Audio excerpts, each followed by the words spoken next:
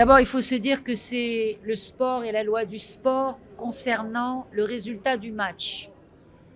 Mais moi, je ne veux pas parler du match parce qu'il y a nos détracteurs sont allés de la manière la plus vile et la plus terre à terre et la plus abjecte, je dirais même écœurante, sur un mélange de genres. Il y a un peu d'écœurement parce que, avec leurs accusations depuis le début de la CAN sur l'arbitrage, sur qui a acheté quoi, l'achat des matchs, ils ne portent pas préjudice au Maroc. Ils portent préjudice à tout un continent, à l'Afrique. Et ils continuent de perpétuer l'idée selon laquelle, en Afrique, on achète et on vend.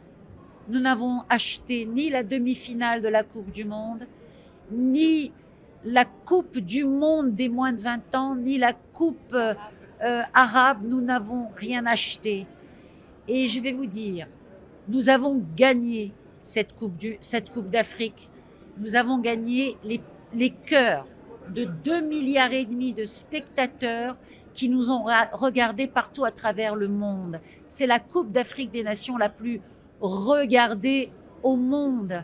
Ce que nous avons gagné, c'est un respect dont on ne peut pas quantifier, on ne peut pas dire combien, à quel point on respecte un pays qui a su accueillir sur son territoire toute cette diversité du continent africain sans qu'il ne se passe le moindre couac, la moindre difficulté.